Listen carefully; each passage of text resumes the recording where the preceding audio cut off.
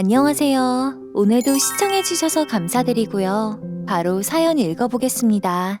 오늘의 사연은 아내의 현명한 치마폭과 엄마의 철륜 사이에서 고민 1도 안 한 남편의 이야기입니다. 세계 일주를 하고도 남을 돈과 사위에게 푹 빠진 처가의 사랑, 그 결말도 반전이네요. 독한 세상, 알아야 당하지 않겠죠. 이 답답아. 3억을 투자하면 30억을 벌 수 있다는데 그걸 차버리는 멍청이가 어딨어. 결국 매형이 다른 사람에게 그 자리를 넘겼다고 하더라. 이제야 속이 시원하냐? 그리고 나도 뭐 너 아니면 돈 빌릴 데 없을까봐? 남들은 서로 자기 돈 가져가라고 난리더라. 나중에 배 아파서 울지나 말어. 지금이라도 안 늦었어. 5억을 투자하면 50억을 벌 수 있는 사업이야. 안녕하세요. 결혼한 지 5년 차 되는 30대 후반의 남성입니다. 가평에서 애견 펜션을 운영하며 지내고 있죠. 지금은 2살 난 어여쁜 딸과 반려견을 키우며 저희가 꿈꾸던 생활을 하고 있는 중입니다. 저희가 이곳 가평으로 내려오기 몇 년 전 크나큰 사건이 있었어요. 저 또한 큰 사건에 휘말릴 뻔한 아찔한 순간이 있었습니다. 나이를 거꾸로 먹는 철없는 부모님부터 생각지도 않은 누나의 사건까지 참 마음고생 많았던 몇 년이었습니다. 저에게는 60대의 부모님과 부잣집에 시집간 누나가 있었습니다. 엄마는 누나와 함께 살며 조카를 봐주시고 계셨고 아버지는 아직도 아파트 경비 일을 하고 계십니다. 다행히 누나가 큰 사업을 하는 집안의 매형과 결혼을 해서 금전적으로 부모님에게 도움을 많이 주고 계셨죠. 누나가 조카를 봐주고 계신 엄마께 매달 300만 원씩 드리고 있고 아버지도 야간 경비 일이지만 매달 150만 원을 벌고 계셨어요. 겉으로 보기에는 부모님의 생활비는 넉넉하다 못해 여유 있게 적금까지 드실 만한 상황으로 보이시죠? 하지만 내면을 들여다보면 결코 넉넉한 삶을 살고 있지 않으셨어요. 왜냐고요? 바로 엄마의 외모에 대한 집착 때문이었어요. 아니 정확히 말씀드리자면 엄마는 유독 젊은 시절부터 외모에 관심이 많았습니다. 없는 살림에 열심히 돈을 모아 저축을 하고 자식들 뒷바라지할 생각을 하는 것이 아니고 자신의 젊음과 외모를 위해 돈을 버는 족족 비싼 화장품이며 머리 마사지까지 멋을 내는 일이 우선이었죠. 하물며 외모에 콤플렉스가 있는 부분을 성형까지 하셨죠. 여보, 나 아직 젊어 보여? 이 주름살이며 군살 어떻게 해? 코가 너무 낮아 보이지 않아? 아직은 당신 회사 여직원들보다 내가 예쁘지? 그럼 우리 회사 여직원보다 당신이 훨씬 젊어 보이고 예쁘지. 아직 봐줄만 하니까 코는 건들지 마. 아버지가 미리 설레발을 치며 경고를 하셨지만 엄마는 끝내 돈을 모아 한 달 후 코 성형을 하고 오셨습니다. 그리고 높아진 코와 함께 자존감과 자신감도 한 단계 업되신 듯 보였죠. 어렸을 때 저는 엄마의 이런 모습들을 정말로 이해할 수가 없었어요. 하지만 대학에 들어가고 사회물을 먹기 시작하자 엄마를 조금은 이해하게 되었다고나 할까요? 아버지는 결혼 전부터 바람기로 종종 문제를 일으키곤 하셨는데요. 아마도 자신의 외모를 관리하면 아버지의 바람기를 잠잠하게 만들 거라 생각하셨나 보더라고요. 그렇다고 도가 지나친 외모에 대한 집착 때문에 자식들을 등한시한다는 점에서는 서운할 수밖에 없었죠. 저는 초등학교 때에는 좋은 학용품과 용돈을 넉넉히 받아본 적도 없었고 고등학교 시절부터는 주말이나 방학에 부업이나 아르바이트를 해서 용돈을 스스로 벌어 쓰기 시작했어요. 그리고 대학 진학을 위해서는 입학금부터 등록금까지 모두 학자금 대출과 알바를 해서 해결을 해야만 했습니다.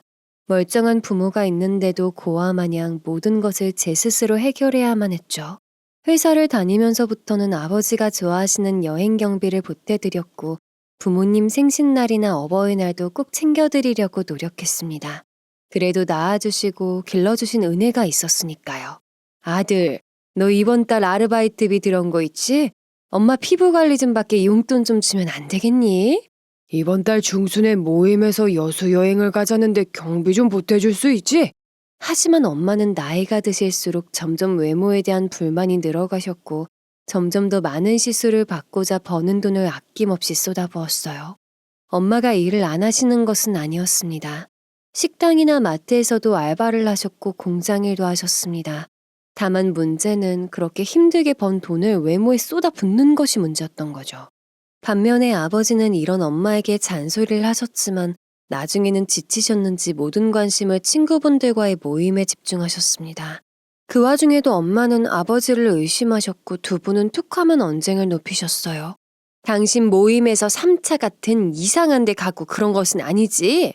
요즘 부쩍 등산도 자주 가는데 수상해? 쓸데없는 걱정은. 전부 남자인데 뭐가 수상해. 당신이 땀 흘리고 정상에 올라가서 먹는 막걸리 맛을 알아? 나 의심하지 말고 당신이나 피부과 좀 그만 가. 그러다가 얼굴 무너진다. 부모님은 툭하면 부부싸움을 하셨는데 헤어지지 않고 지금까지 붙어 사시는 것이 신기할 정도였습니다. 제가 어렸을 때부터 독립적으로 알바를 하고 대학을 졸업 후 직장을 다니는 동안 누나는 전문대에 들어갔습니다.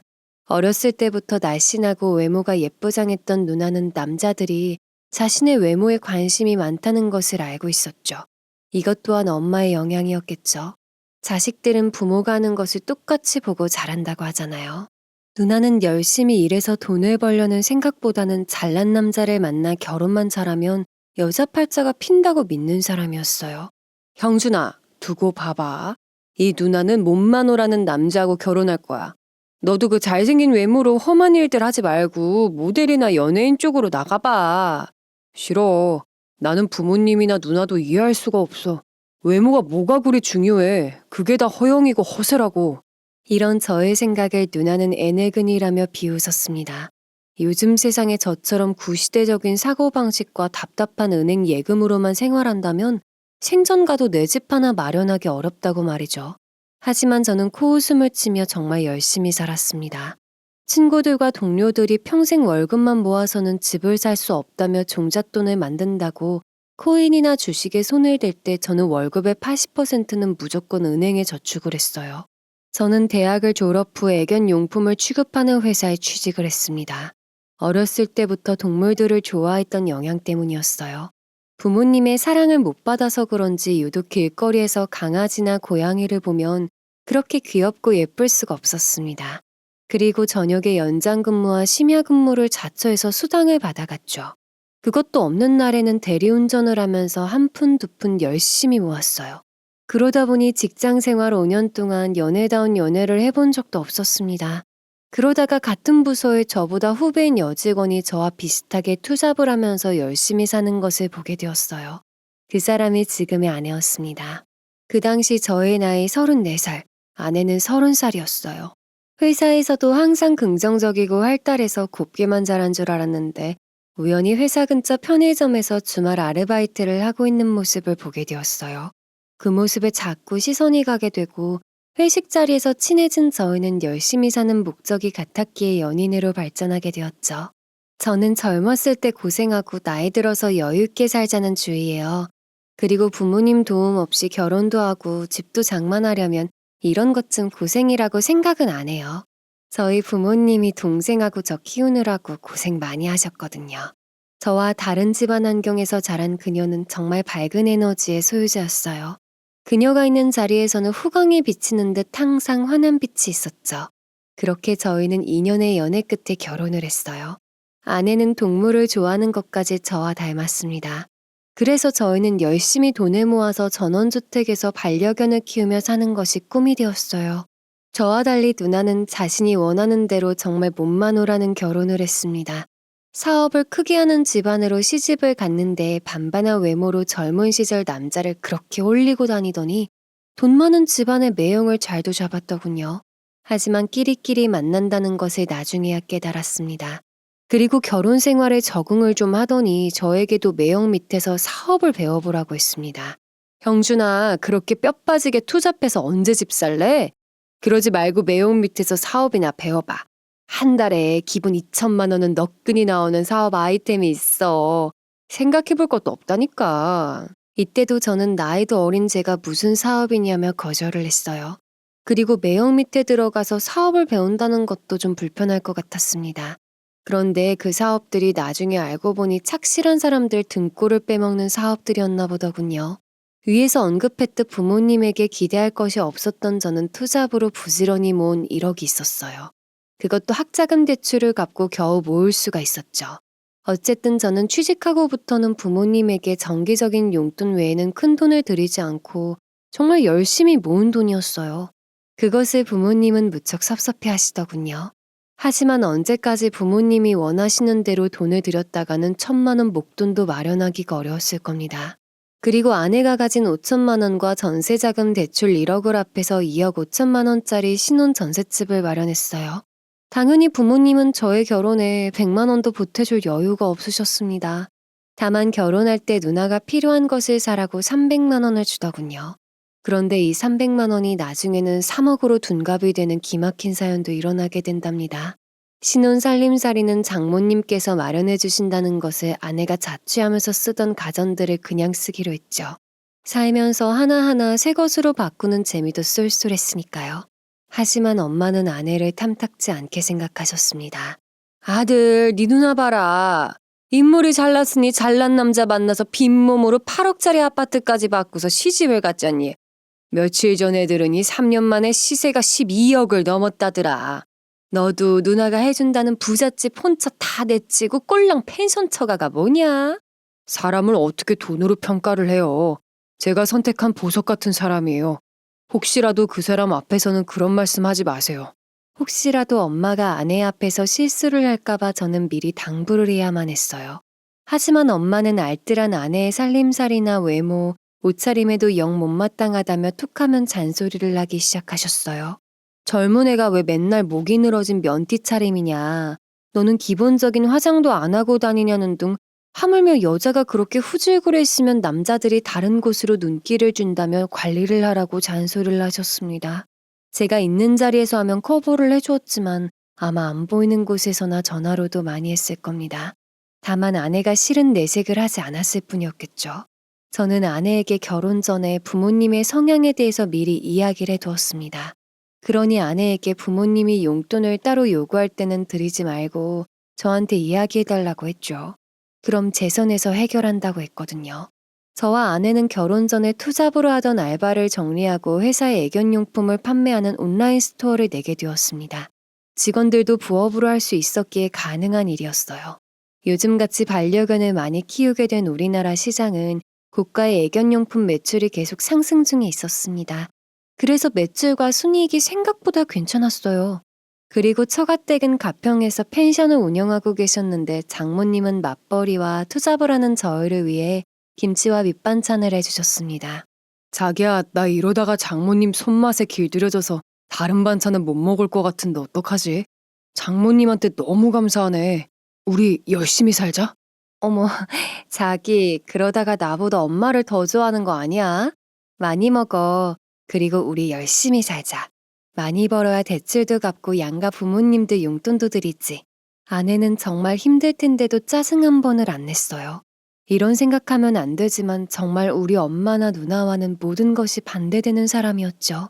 이렇게 번 돈을 부모님이 아쉬울 때마다 달라고 할 때는 정말 천륜이었지만 부모 없는 고아가 낫다는 생각도 가끔 했었네요. 그 생각이 더욱 강해졌던 것은 결혼하고부터였습니다. 엄마의 외모에 대한 집착이 더욱 강해졌고 누나와 매형의 사업과도 엮이면서부터였습니다. 엄마는 외모에 대한 집착이 몇십 년 습관처럼 집착해 오다 보니 중독이 된 것 같아 보였어요. 주름살 때문에 피부 마사지샵은 이제 장난감 수준이었고 보톡스 리프팅 시술에 이제는 피부 재생 시술까지 최첨단 시술이 나올 때마다 하고 있는 실정이었죠. 게다가 성형도 이미 코는 기본이고 눈도 나이 때문에 축 늘어졌다고 다시 성형을 하셨습니다. 언젠가는 입술이 벌겋게 퉁퉁 부어올라 있기에 다친 거냐 벌에 쏘인 거냐 깜짝 놀라 물었더니 입술에도 필러를 맞아 그렇답니다. 평소에 입술이 너무 얇고 생기가 없어서 볼품이 없었다나요? 저는 정말 엄마를 통해 피부과 시술이 그렇게 많은 줄 처음 알았습니다. 정말 안 해보기가 창피해서 솔직히 쥐구멍이라도 있으면 숨고 싶은 심정이었어요. 엄마는 누나가 결혼해서 조카를 낳고부터는 누나의 집에 함께 살면서 조카를 봐주시며 함께 살고 계셨습니다. 노년에 생각지도 않게 아버지와 주말 부부가 되신 거였죠. 그리고 엄마에게 월 300만 원씩이나 주셨는데 엄마는 그 돈을 노후를 위해서 저축을 하기는커녕 온통 피부에 퍼붓다시피 하셨어요. 그리고 미용실에 가서 쓰는 돈도 만만치가 않았고 외모에 맞는 명품 옷과 백을 구입하는 데 쓰고 있는 듯 보였습니다. 그런데 이 피부과 시술이 한 번으로 끝나는 것도 아니고 꾸준히 정기적인 관리가 필요하답니다. 그러니 고액의 시술비가 부족할 때면 아내에게 전화를 하셔서 부족한 시술비를 보내라고 하셨다네요. 너희 요즘 하는 사업도 잘 되고 있다며? 맞벌이의 사업에 한 달 수입이 1,000만 원도 넘겠구나. 내가 이번 달 생활비가 부족해서 그러는데 200만 원만 보내줘. 그러고는 엄마가 단골로 다니는 피부과에서 가족이 함께 관리받으면 50% 할인을 해준다고 했답니다. 아내에게 다음 주에 시간 내서 함께 가자고 조르기까지 하셨다네요. 전 그런 곳 안 다녀도 돼요. 그리고 죄송한데요. 이번 달 용돈은 이미 드렸고 저희도 들어가는 고정 지출이 있어서 200만 원은 무리예요. 아내가 거절을 하자 엄마는 누나와 비교까지 하면서 아내에게 안 좋은 소리를 하신 것 같았습니다. 마음 넓은 아내가 부자지간을 이간질할까봐 전부 다 털어놓지는 않은 것이었죠. 하지만 30년 넘게 살아온 자식이 엄마의 성격을 모르겠습니까? 집에서 저녁을 먹고 아내가 머뭇거리면서 엄마와의 통화 내용을 말하는데 어찌나 미안하던지요. 저희는 결혼하고 나서 양가 부모님 댁에 각각 70만 원씩을 드리고 있습니다. 저희가 맞벌이에 투잡으로 온라인 사업까지 하면서 일반 직장인들보다는 많은 수입을 벌어들이고 있었지만 저희도 얼른 목돈을 모아서 집을 사놓고 아이를 낳을 계획이었기 때문에 무턱대고 부모님에게 100만 원이고 200만 원이고 드릴 수 있는 상황은 아니었습니다. 일단 고정 지출을 빼면 나머지는 바로 은행에 저축을 하고 있는 상황이었어요. 때문에 바로 인출할 수 있는 돈도 사업에 필요한 제품 구매 대금 외에는 가지고 있지 않았습니다. 일부러 빡빡하게 생활해 나가고 있었던 거죠. 여윳돈을 많이 빼놓으면 그만큼 쓸 테니까요. 아내에게 내용을 들은 저는 바로 엄마에게 연락을 드렸습니다. 엄마, 돈 이야기를 하고 싶으면 저한테 전화하세요. 이 사람 자꾸 난처하게 만들지 말고요. 돈 관리는 공동으로 하니까 당연히 저도 알 수밖에 없어요. 그리고 엄마가 쓰시는 생활비가 저희보다 많은 것은 알고 계세요? 아들, 너 결혼하더니 변했다? 그래도 결혼 전에는 엄마가 보태달라고 하면 군말 않고 주더니만 벌써 여자 치마 보겠어 해서 엄마는 찬밥인 거야? 그리고 이어지는 엄마의 뒷말은 인생은 너무 돈돈거리면서 살면 안 된다는 둥, 돈 많이 벌어서 부모한테 주는 용돈이 아깝냐는 둥, 하물며 돈 벌어서 다 처갓집에 주는 것은 아니냐는 소리까지 하시더군요. 제가 어린 시절부터 아르바이트하고 대학 등록금에 결혼자금까지 한 푼도 안 보태준 것은 생각도 안 하시는 것 같아 보였죠. 아니면 아예 관심조차 없었을 겁니다. 부끄러운 이야기지만 저희 부모님은 그런 사람들이었으니까요. 제가 처갓집도 똑같이 드리는 용돈 외에는 드리는 것도 없고 오히려 장모님은 매번 밑반찬과 김치를 보내주신다고 했어요. 그래서 드리는 용돈도 반찬값 빼면 남는 것도 없으실 거라고 했죠. 그랬더니 더 발끈하면서 귀청이 떨어지게 큰 소리를 치는 겁니다. 야, 네 누나도 조카 봐준다고 300만 원에 네 아버지 반찬하고 김치도 다 사서 보내고 있어. 네 누나는 엄마 힘들다고 용돈도 많이 주고 네 아버지까지 챙기는데 너희는 너무 구두쇠인 거 아니야? 그러니까요. 누나도 그렇게 많이 주고 아버지도 벌고 계시고 저희도 용돈을 드리는데 왜 매번 돈이 없다고 하시는데요? 자식들이 무슨 현금 인출기예요? 저희도 얼른 벌어서 대출도 갚고 아이도 낳아야죠. 엄마의 입장에서만 터무니없이 서운하다고 하니 저도 답답한 마음에 점점 목소리를 높였습니다. 엄마가 아버지와 따로 사시게 되어 아내와 제가 한 달에 2번은 아버지를 찾아가 대청소를 하고 오는 일이 많았어요.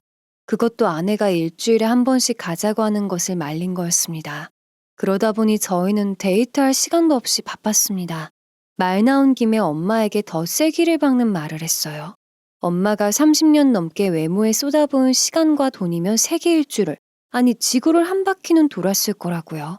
제 말에 엄마는 몹시 분노하면서 그것이 자신이 유일하게 비빌 언덕이고 사는 낙이라고 하시더군요. 야, 평생을 이렇게 철저하게 관리하면서 사는 것도 능력이다. 아무나 이렇게 하는 것 아니야. 아휴, 근데 왜 하필 실속도 없는 외모에다 돈을 퍼붓고 있냐 이거죠. 하셔도 적당이라는 선이 있는 건데 아들인 제가 봐도 엄마는 그 선을 진작에 넘어선 것으로 보였습니다. 이제야 왜 맨날 바깥으로 모임에 나가 즐기시며 살고 계신 아버지가 이해가 될 것도 같더군요. 자신만의 세계에 빠진 엄마와 쳐다보고 이야기하느니 차라리 외면을 하신 거였나 봅니다. 물론 아버지는 엄마보다 낫기는 했지만 상황은 비슷했어요. 결혼 전에 하셨던 것처럼 툭하면 여행 경비나 술값이 모자란다고 돈 이야기를 꺼내시는 것은 매한가지였으니까요. 모임에서 내 생일이라고 제주도로 여행을 가자는데 경비 좀 보태줄 수 있냐? 많이는 안 줘도 되고 300만 원만 보내면 된다. 그래도 술값은 내가 내야 되지 않겠냐? 제주도 나는 이 집구석에서 손주 보느라고 햇빛 구경도 못하고 사는데 영감탱이가 부자부자 하니까 혹시 바람난 거 아니야? 그 와중에도 엄마는 자신이 없으니 맘 놓고 바람 피우는 것 아니냐며 아버지를 찾아와 의심하고 어떤 때는 모임 자리까지 쫓아가셔서 확인까지 하셨다고 합니다. 그런 날은 집에 돌아와 대판 부부싸움을 하셨기에 저는 두 분을 말리러 자다가 끌려나가야 할 때도 있었습니다. 정말이지 두 분은 나이가 드실수록 염치도 점점 없어지고 철도 나이도 거꾸로 드시는 것 같았죠. 반면에 처갓집에선 한결같이 밑반찬과 김치를 꾸준히 보내주셨죠. 저희가 열심히 직장에 사업까지 하는 모습이 예뻐 보인다고 하시면서요. 하물며 저희가 가끔 내려가 뵐 때면 요즘 보기 드문 사이라고 동네 어르신들께 소개를 하며 자랑을 하셨습니다. 저희를 보며 어린 처남도 많이 본받고 있다면서 흐뭇해하셨습니다. 장인, 장모님 또한 펜션을 하시면서 한가한 주중에는 집과 좀 떨어져 있는 빈방을 빌려 타조를 키우셨어요. 장인어른은 펜션 수입만으로는 한계가 있고 주중에는 여가 시간이 많아 새로운 고부가 가치가 뛰어난 타조 사육에 관심이 생겼다고 하셨어요. 워낙에 동물을 좋아하기도 했고 우리나라 원조 타조 농장주한테 직접 타조 2마리를 분양받고 체험도 하고 오셨답니다. 그러고는 타조의 매력에 푹 빠져버리셨던 거죠. 그때 저는 생각했죠. 우리가 생각하는 것보다 시골에서도 귀촌이나 귀농을 해서 큰 수입을 올릴 수 있는 농촌 융복합 산업이 많다는 것을요. 이제 시작이라 원조 타조 농장주만큼은 기대하기가 어렵겠지만 몇 년 지나면 그래도 웬만한 수입은 기대할 수 있지 않을까 하네. 아버님, 그럼 혹시 동물 사육이나 관련 사업도 귀농 귀촌 지원 자금을 지원해 주나요? 저의 머리에 스치는 생각이 있어 물어보니 장인어른은 귀농귀촌 종합센터가 있어 지원 자금도 그쪽에서 많이 해주고 있다고 하셨습니다. 그리고 장인어른도 타 지역에서 살다가 가평에 내려오셔서 펜션을 하고 계셨던 비농업인이었기 때문에 지원금을 받아서 타조 사업을 키워볼 생각이라고 하셨습니다. 이 말을 듣고 저는 집에 돌아와 아내에게 제 생각을 털어놓고 의논을 하게 되었어요. 이때 저희가 모아놓은 자산이 대출 1억을 갚고도 현금 1억이 남아있던 상황이었습니다. 그리고 전세보증금 2억 5천이 있었으니 총 자산이 3억 5천이 있는 상태였죠. 솔직히 동물을 좋아하는 저희 부부는 아파트에서 반려견도 키워볼까 생각해봤어요. 하지만 저희가 출근하고 하루 종일 텅 빈 집안에 반려견만 놔두기가 안쓰러워 실천은 못하고 있던 상황이었습니다. 그래서 아내에게 처갓집 근처에 저희도 귀농을 해보는 것은 어떠냐고 물어봤어요. 갑작스러운 저의 물음에 아내는 처갓집 근처인 것은 좋지만 귀농은 신중히 한다고 하더군요. 그러고는 혹시 또 다른 이유가 있냐고 물어왔어요. 도시에서 계속 이렇게 여가 시간도 없이 지내는 게 과연 행복인가 하는 의구심이 자꾸 들어. 우리 결혼하고 여행 한 번 간 적이 없었잖아. 투잡에 아버지 집 청소에 솔직히 지친 것 같아. 그래서 차라리 더 나이 들기 전에 귀농해서 자연과 더불어 하고 싶은 일을 하면서 사는 것도 나쁘지 않을 것 같아서 그런 거야. 그리고 저의 고등학교 시절부터 아르바이트한 이야기부터 솔직히 털어놓았습니다. 어렸을 때도 학용품 하나 공부 하나 하고 싶어도 학원 한 번 보내준 적이 없었던 부모님이라고요. 하물며 대학교 알바를 할 때도 부모님이 용돈을 요구하셨다고 했죠. 제 나이가 벌써 40을 바라보고 있었으니 거의 20년을 쉴 새 없이 달려온 삶이었어요. 부모님 도움이 없었으니 정말 악착같이 살아왔던 세월이었습니다. 그래서 행복하려고 결혼을 했는데 정작 아내와는 남들 다 가는 국내 여행 한 번을 못 가고 있었죠. 하물며 한 달에 몇 번씩 등산이고 여행을 다니시는 아버지만도 못한 삶을 제가 살고 있더라고요. 순간 삶에 대한 회의감과 상실감으로 많이 우울했었던 시기였었어요. 저의 이런 생각에 아내는 다독거리면서 좀 더 신중히 생각을 해보자고 했습니다. 새로운 출발을 해야 한다는 것은 언제나 신중히 하니까요. 그런데 이맘때쯤 엄마에게서 연락이 왔습니다. 이번에는 소액의 용돈 문제가 아니었어요.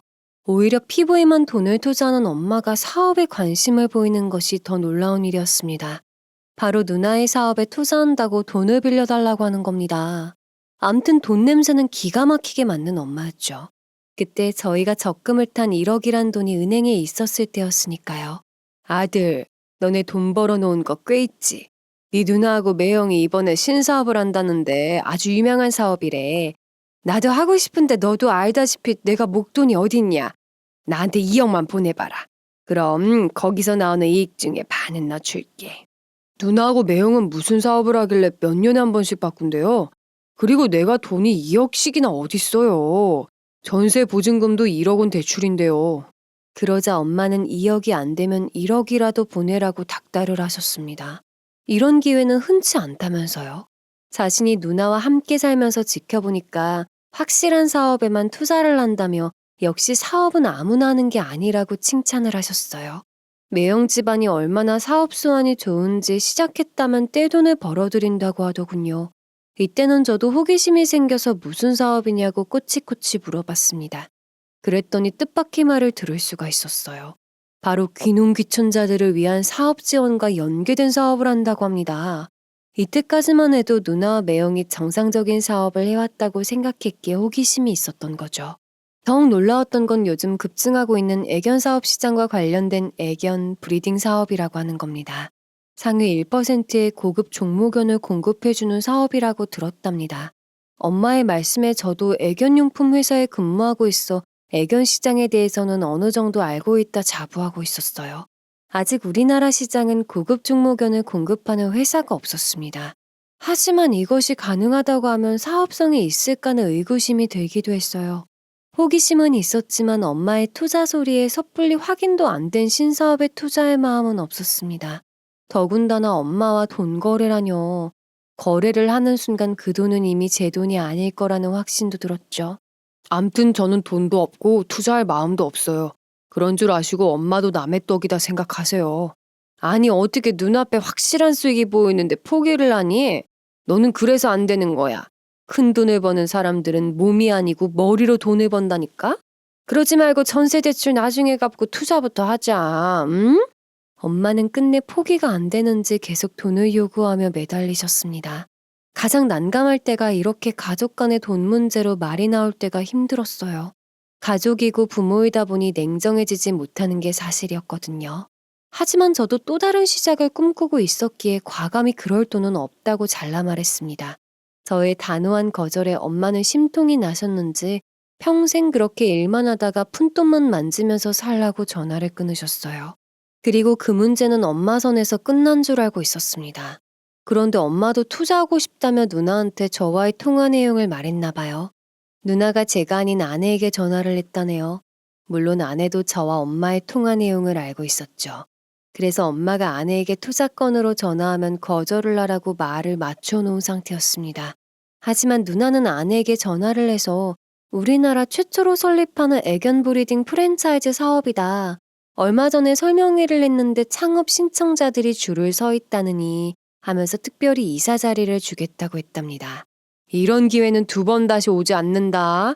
이럴 때는 감이 빠른 여자들이 리드를 하면서 투자해야 한다고. 이사 자리 만들어놨으니까 대출 좀 땡겨서 3억만 입금해라. 응? 3억이요? 우리에게 그 많은 돈이 어딨어요. 어머니가 1억을 부탁하셨을 때도 없어서 거절을 했는데요. 마음 써주시는 건 감사한데 진짜 그런 큰 돈이 없어요. 아내가 거절을 했어도 누님은 정말 아까운 자리라며 다른 사람에게 이사 자리를 넘겨야 하냐면서 한숨을 내쉬더랍니다. 하나밖에 없는 동생 부부가 이렇게 투자 감각이 없어서 이 험한 세상을 어떻게 살아갈지 걱정이 된다고 했다네요. 이제부터라도 좋은 기회 잡아서 큰 돈을 벌어 빨리 자리 잡아야 하지 않냐고 하면서 3억이 안 되면 2억이라도 투자하라고 했다죠. 끈질긴 누나의 설득에 아내는 윗사람인 청을 쉽게 거절을 하지 못하고 저와 의논을 해보겠다며 전화를 끊었답니다. 그런데 아내도 워낙 동물을 좋아하는지라 애견 브리딩 사업에 호기심이 생겼나 보더군요. 제가 저번에 처갓집에 다녀와서 귀농을 이야기했던 것을 떠올리며 심각하게 생각을 하게 되었다네요. 그래서 주말에 저희는 의논을 하러 가평 처갓집에 다시 내려갔습니다. 미리 연락을 받고 기다리시던 장인어른께 귀농을 하고 싶다는 문제를 상의를 드렸죠. 귀농을 하고 싶다고? 하지만 무작정 꿈만 가지고 귀농을 했다가는 낭패를 보는 경우가 많아. 누나가 한다는 애견 사업인가 하는 것도 우리나라 최초라 사업성이 입증이 안 된 거지 않나? 그래서 우리도 타조 분양을 2마리만 받아서 하는 거라네. 처음부터 너무 큰 욕심을 부렸다가는 낭패를 보는 경우가 많으니까 좀 더 신중히 알아보고 결정을 해. 아니면 기존에 입증이 된 사업을 알아보는 것이 더 나을 수도 있어. 두 분은 사업성을 철저하게 분석해봐야 한다면서 조언을 아끼지 않으셨습니다. 그리고 최초라는 말은 듣기에는 획기적일 수 있지만 사업의 최초에는 앞으로의 비전이나 입증이 안 되었기에 신중할 필요가 있다고 하셨죠. 그리고 두 분은 펜션 운영에 한계가 있다며 새로운 아이템을 찾고 있다고 하시더군요. 사업이라고 하는 것은 잠시도 머물러 있으면 안 되기에 자꾸 변해가는 트렌드를 빨리 터득해야 더 많은 고수익을 이끌어낼 수가 있다고 하셨죠. 저희는 두 분과 여러 가지 조언도 듣고 장모님이 해주시는 따뜻한 점심도 얻어먹고 집으로 돌아왔습니다. 저희는 일단 지금의 직장과 스토어 사업을 계속하면서 지켜보기로 했습니다. 하지만 역시나 엄마와 누나는 번갈아 가면서 전화를 해왔습니다. 엄마가 자신의 피부관리 외에는 관심 있어 하는 일이 없었기에 솔직히 흔들리기도 했었어요. 옆에서 지켜보는 엄마가 얼마나 획기적인 사업이기에 이렇게 애가 닳도록 전화를 하는 것이 신기했죠. 그리고 한 달 후 누나는 2차 사업 설명회를 개최한다며 저희를 초대를 했어요. 하지만 저희는 거절을 했고 오히려 회사 동료들 사이에서 누나네 사업이 화제가 되고 있는 것을 알게 되었습니다. 김대리, 애견 브리딩 사업이라고 들어봤어? 우리가 애견 사업 쪽에는 소식통이 빠르잖아. 주말에 설명회가 있어 다녀왔는데 좋은 기회인 것 같아. 언제 월급쟁이로 푼돈만 모아서 집을 사고 외제차를 살 수 있겠어? 이런 기회를 잡아야지. 저도 고향이 춘천이라 귀농해서 해볼까 하고 참석했었죠. 김대리님도 귀농이 꿈이잖아요. 동료들의 말에 저는 신사업이라 위험한 투자가 될 것 같아 안 된다고 했습니다. 그리고 투자는 신중히 생각해서 하라고 조언했어요.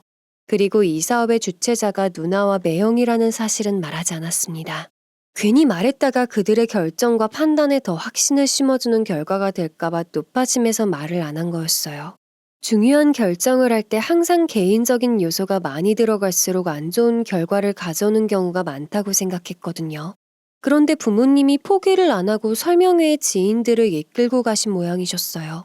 아내와 저녁을 일찌감치 먹고 오랜만에 영화를 보며 쉬고 있는데 엄마에게서 전화가 걸려왔어요. 당연히 또 누나네 사업 투자 이야기를 꺼내더군요. 내가 설명회 다녀왔는데 내 친구들도 돈 놓고 돈 먹는 사업이라며 좋은 기회라고 다들 하겠다고 난리였어. 네 매형 집안이 돈 되는 황금 아이템만 사업을 벌인다니까. 나한테 빌려주는 게 그러면 네가 직접 이사로 참여하면 되잖니. 난 너무 아까워서 애 같아 죽을 지경이다 아주. 그래도 제가 그럴 돈도 없고 지금 회사를 더 다닐 계획이라고 하니 엄마는 말귀를 못 알아듣는다고 답답하다며 소리를 지르셨어요. 아들이 답답하면 며느리라도 융통성이 있어야 하는데 둘 다 답답한 성격으로 뒤처지는 삶을 산다고 하셨죠. 아주 잔치상을 다 차려놓고 숟가락만 얹으라고 해도 못 받아먹는 천체들이라고 하셨습니다. 엄마가 자꾸 일방적인 말로 타박을 하니 저도 빈정이 상해서 곱게 말이 안 나가더라고요. 결국 융통성 없는 천치 아들은 이렇게 살 거니까 더 이상 투자 문제로 전화하지 말라고 하고 끊어버렸습니다. 그랬더니 이번엔 누나가 전화해서 엄마에게 다 들었다며 다시 한번 설득을 하더군요. 너 정말 내 동생이지만 정말 답답하다. 매형이 하나밖에 없는 처남이라고 일부러 마련해준 이사 자리야. 이번 기회 놓치고 평생을 후회하지 말고 회사 정리하고 들어와. 3억을 투자하고 30억을 벌 수 있는 마지막 기회라니까. 하지만 역시나 누나의 설득에도 거절을 했어요. 물론 누나에게도 꽉 막힌 답답이라고 한 소리를 듣고 나서야 통화를 끊었습니다. 저는 뭔지 모를 불안한 기분이 들었는데 회사 동료들은 아니었나 봅니다. 동료들 사이에서도 이번 기회에 애견 브리딩 사업으로 고수익을 올리면서 전원 생활을 즐기며 살 수 있다고 확신하는 사람들도 많았어요. 그들은 모두 들떠서 새로운 인생 출발을 할 수 있을 거라 호언장담했죠.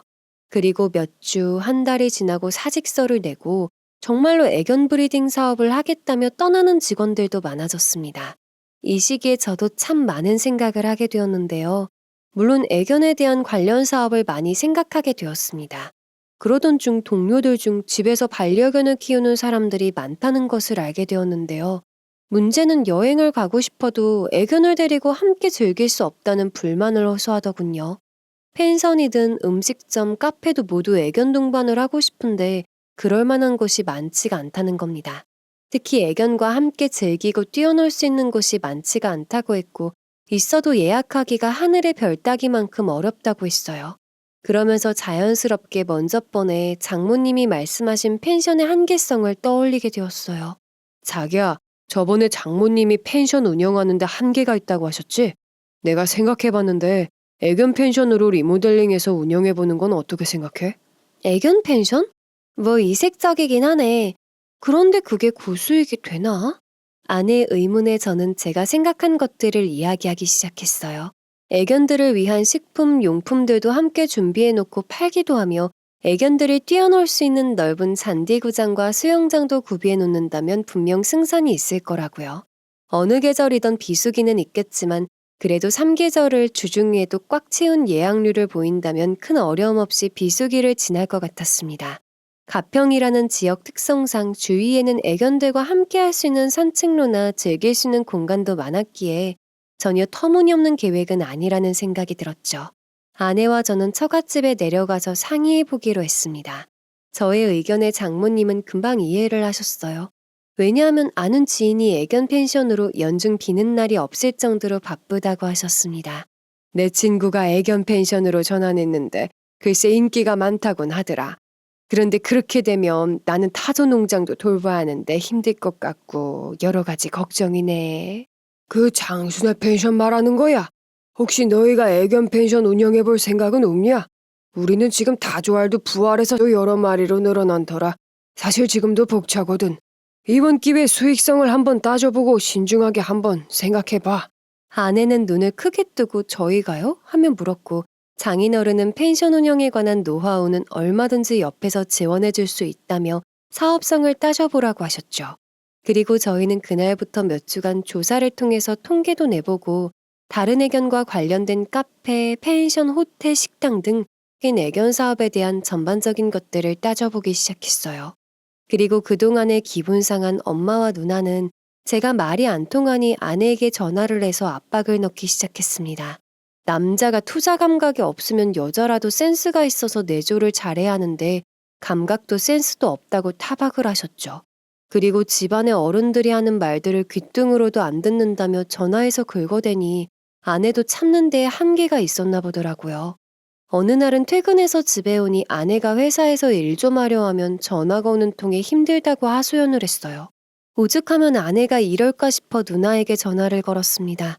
누나가 동생 생각해주는 건 좋은데 도가 지나치면 이것도 신뢰가 되는 거야. 아무리 가족이라도 억지로 강요하면 안 되지. 좋은 사업인 것은 알겠는데 아내 일하는데 전화해서 자꾸 뭐라고 하는 것은 너무한 거 아니야? 그러니 저희를 그냥 내버려 두라고 했습니다. 엄마에게도 더 이상 이런 문제로 갈등 겪고 싶지 않으니까 아내를 괴롭히지 말라고 했죠. 그랬더니 엄마가 답답하다며 쏘아붙였습니다. 이 답답아. 3억을 투자하면 30억을 벌 수 있다는데 그걸 차버리는 멍청이가 어딨어. 결국 매형이 다른 사람에게 그 자리를 넘겼다고 하더라. 이제야 속이 시원하냐? 그리고 나도 뭐 너 아니면 돈 빌릴 데 없을까 봐? 남들은 서로 자기 돈 가져가라고 난리더라. 나중에 배 아파서 울지나 말어. 그렇게 주위에서 획기적인 신사업인 애견 브리딩 사업에 목을 맬 동안 저희는 애견 카페에 대해서 집중 검토를 했어요. 오히려 이 사업으로 부부가 좋아하는 애견도 키울 수 있고 함께 즐거워할 수 있는 사업이라는 결론을 내게 되었어요. 그리고 펜션 안에서 지금 회사의 애견용품과 식품 사업을 함께 운영할 수도 있었으니 펜션 운영에서 부족한 수익을 대체할 수 있어 보였습니다. 몇 달 후 저희는 장인어른, 장모님과 충분히 상의하고 회사를 정리하고 스토어 사업은 계속 유지하는 것으로 결정했어요. 누나네 애견 브리딩 사업을 해보겠다던 동료들은 이미 몇 달 전에 퇴사해서 한창 준비 중이라는 말이 들려올 때였죠. 그래도 저희의 결정을 부모님에게는 알려야 할 것 같아 식사 자리를 마련했습니다. 맛이 좋다고 소문난 갈빗집에서 부모님과 누나네를 초대했는데 매형은 바쁘다고 참석을 안 하고 누나가 부모님을 모시고 나왔더군요. 사업 설명회 이후 오랜만에 이어진 가족 식사 자리라 다소 어색했어요. 그래서 어느 정도 밑반찬들이 준비가 되고 갈비가 구워져 식사가 이어졌을 때 제가 조심스럽게 말을 꺼냈습니다. 누나는 사업 잘 되고 있지? 우리는 회사 정리하고 가평에서 애견 펜션 운영해보려고 해. 이사는 다음 달에 갈 거야. 저의 말을 듣고 엄마의 눈초리가 매서워지면서 바로 아내를 쏘아보며 물었습니다. 네가 꼬신 거냐? 하라는 30억 사업은 내팽개치더니 가평에 가서 애견 펜션을 한다고? 아하, 네가 친정하고 작당을 하고 형준이를 꼬셨나 보네. 결국 이러려고 그동안 거절을 한 거였어? 엄마와 누나는 아내에게 꼬리가 9개 달린 구미호보다 무섭다며 험한 말들을 쏟아내었어요. 결국 제가 누나의 사업에 투자를 못하게 만든 것도 가평으로 끌고 가 대릴사위를 시킬 노릇이었다고 생각한 거죠. 제가 그런 것이 아니라 그동안 부부가 여유 있게 함께하지 못했던 여가 생활, 애견을 키우면서 할 수 있는 안정된 사업을 찾다 보니 그렇게 되었다고 해도 말이 통하지 않았습니다. 그러더니 누나가 젓가락까지 탁 하고 내려놓더니 안정된 사업이야말로 애견 브리딩 사업이 그런 사업이라며 지금이라도 안 늦었다고 하는 겁니다. 그러더니 이번에는 동업을 하자며 설득을 했어요. 너희 둘 다 퇴직금까지 합하면 더욱 큰 돈이 있겠네? 지금이라도 안 늦었어. 5억을 투자하면 50억이 되는 사업이야. 누나가 이번에 애견 축사를 건축해주는 사업체를 등록했어.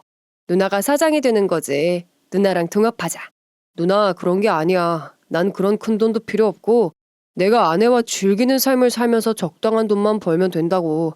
생각해주는 건 고마운데 이미 다 결정된 일이고 우리는 애견 펜션을 할 거야. 그러자 엄마는 저와 아내에게 삿대질까지 해가면서 완전히 처갓집에 정신을 뺏겼다고 저보고 정신 나간 바보라고 했습니다.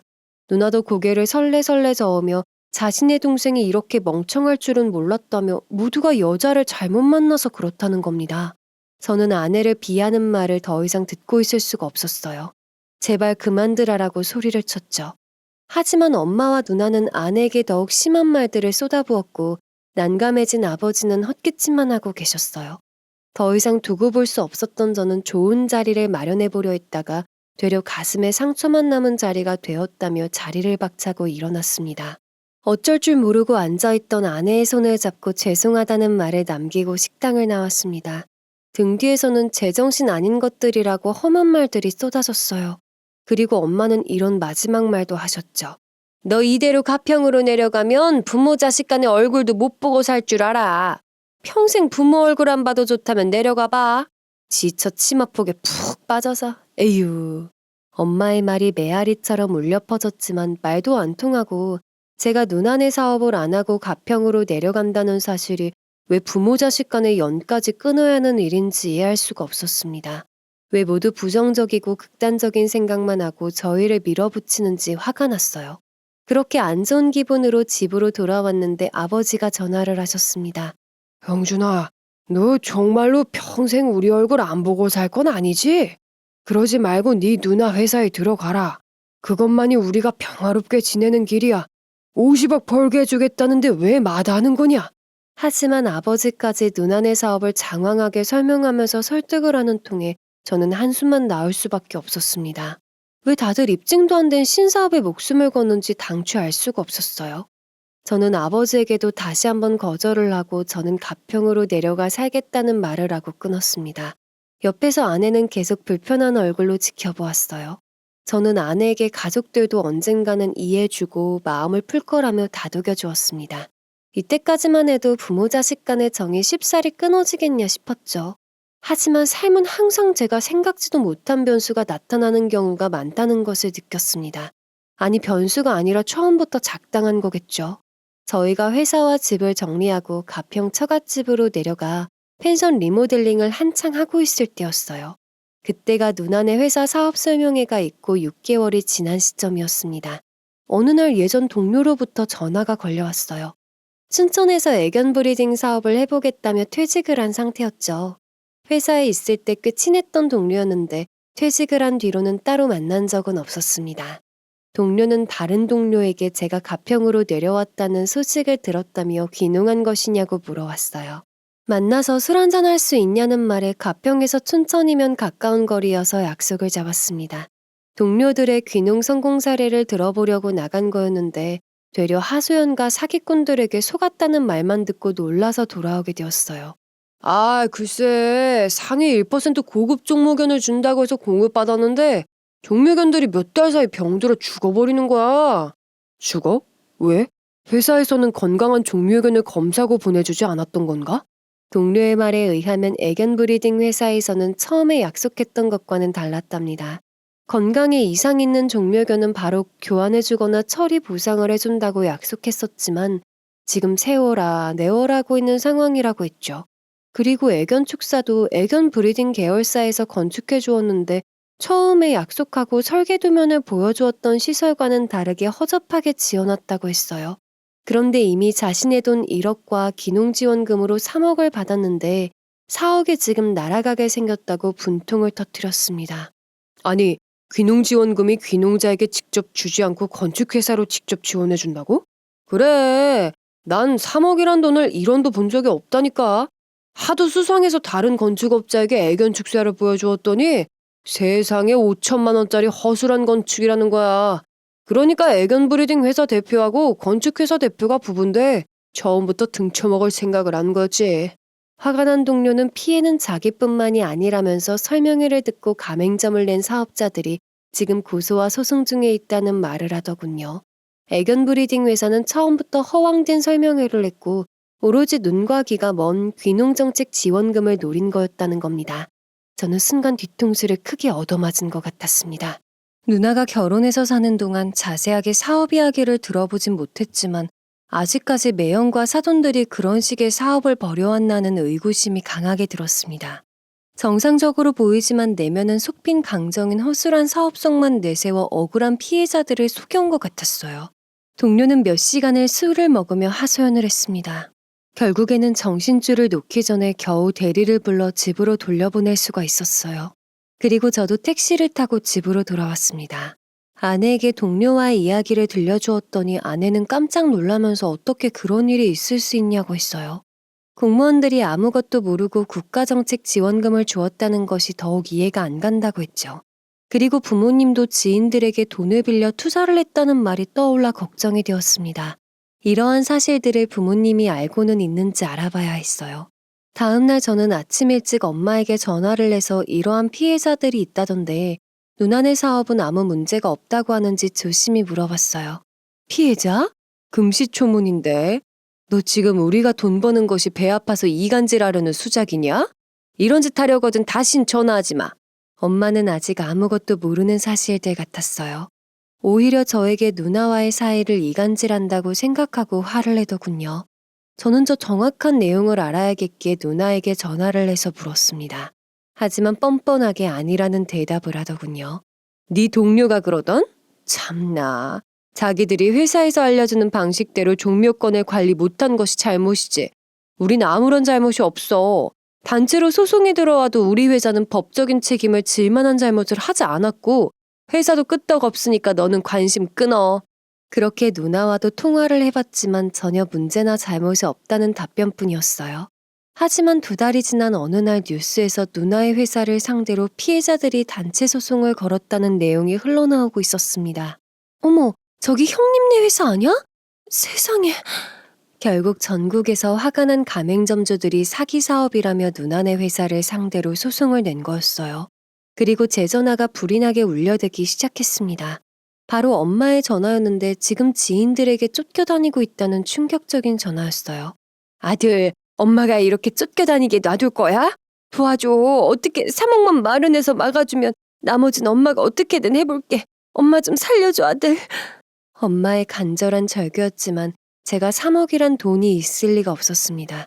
그리고 며칠 뒤 어떻게 알았는지 지인들은 누나의 회사까지 찾아가서도 안 되자 가평까지 내려와서 저에게 당장 엄마가 가져간 투자비를 내놓으라고 소리를 지르기 시작했어요. 시끌벅적한 소란이 계속 이어지고 어쩔 수 없이 경찰을 불러 쫓아냈습니다. 하지만 그들은 한 달 동안 툭하면 찾아와 엄마를 찾아서 끌고 오던지 보상을 해주던지 하라며 저희를 괴롭혔어요. 정말 악몽과도 같은 시간이었습니다. 당연히 저는 누나에게 전화를 해서 따졌지만 처음 몇 번은 전화라도 받더니 나중에는 아예 전화도 받지 않았습니다. 집으로도 찾아가 보았지만 집에 없다는 말을 들었을 뿐 만날 수가 없었어요. 아버지에게 연락을 해보니 아버지도 피해자들이 집까지 찾아와 진을 치고 있는 바람에 경비실에서 지내고 있다고 하셨어요. 엄마는 어디에 계신지 소식이 끊긴 지 오래였고 가끔씩 돈이 없다는 연락이 오곤 했습니다. 그리고 숙박비를 해결해달라거나 용돈을 보내달라고 하셨어요. 아들, 네 누나 그것이 어떻게 부모까지 속이고 이런 짓을 벌이는 거냐? 아이고 내 팔자야. 나는 이제 어떻게 살아야 하냐고. 너는 자식이 되어서 엄마를 끝까지 뜯어 말렸어야지. 그게 왜 또 제 탓이에요. 그러게 왜 남의 돈까지 끌어들여서 이 상황을 만들어요. 언제까지 피하면서 살 수는 없으니까 누나 보고 해결해달라고 하세요. 저는 난감했지만 엄마의 큰 빚을 도와드릴 순 없었습니다. 엄마는 분통을 터뜨렸고 누나에게 해결해달라고 했지만 지금 그곳은 더 아수라장이라 정신이 없는 상태였어요. 할 수 없이 제가 매일같이 사돈들을 찾아가 닥달을 해서야 겨우 1억을 받아 엄마의 지인들의 화를 누그러뜨릴 수가 있었습니다. 누나와 매형은 어디에 숨어 있는지 코빼기도 볼 수가 없었죠. 기사에 나온 회사 측 답변을 보면 자신들도 피해자라며 어떻게든 가맹점주들과 원만한 타협을 하기 위해 노력해본다는 기사가 전부였어요. 그리고 소송은 계속 진행 중에 있었고 일부 잘못이 인정되어 피해 보상은 일부씩 진행되고 있다고 들었습니다.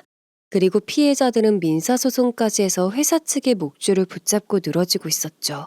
하지만 꿈에 부풀어 도시 생활을 정리하고 귀농한 사람들에게 절망감과 상실감은 어떤 보상으로도 해결해 줄 수 있는 문제가 아니었어요.